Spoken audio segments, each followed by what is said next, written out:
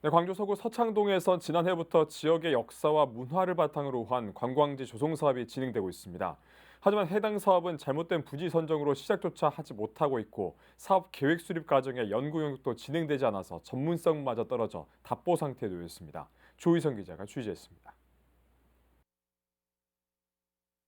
광주 서구는 지난해 서창동의 전통문화 자원을 활용한 역사문화관광지 조성 사업인 서창 향토문화마을 조성 사업에 나섰습니다.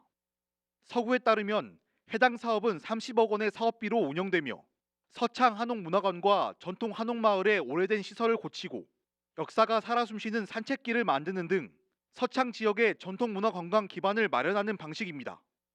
더불어 영산강변에 노을 전망대를 지어 지역 특색도 발굴합니다. 서구청은 지난해 절반에 가까운 사업비인 11억 2,500만 원을 문화체육관광부와 광주시를 통해 교부받았습니다. 당초 계획대로 지난해 12월에는 공사가 시작됐어야 하지만 아직까지도 첫 삽조차 뜨지 못했습니다. 세 가지 세부 사업 가운데 하나인 노을 전망대 설치를 위한 부지 마련이 안 되고 있기 때문입니다. 서구청은 예정 부지에 개발 제한 구역, 다시 말해서 그린벨트가 포함돼 국토부에 용도 변경 신청을 했지만 허가가 이루어지지 않았다고 밝혔습니다.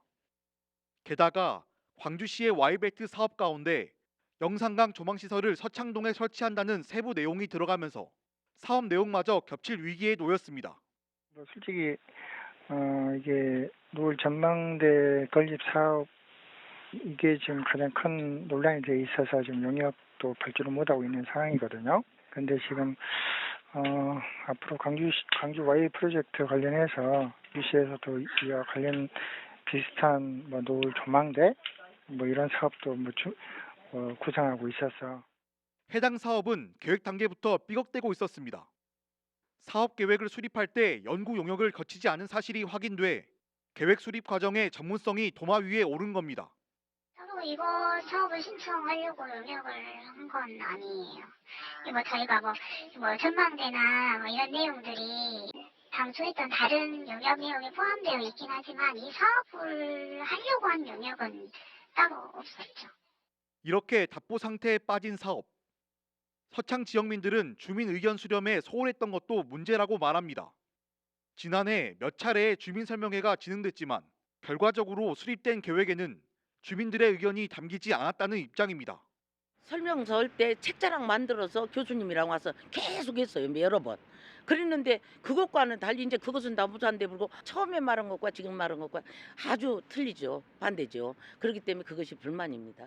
이 서창 향토문화마을 사업은 지역 관광개발 사업으로 봐야 되는 사업입니다. 그렇게 되면 이제 구청 중심의 행정 중심의 사업으로 가면 되는 건 아니고 지역 주민 위주로 사업이 펼쳐져야 되는데 지금 현재는 전혀 소통이 되지 않고 있는 상황에서 사업이 진행되고 있습니다. 그러다 보니까는 주민 설명회를 진행하더라도 마찰이 계속 생기는 상황이고 그렇다 보니까는 구에서도 사업을 진행할 수 없고.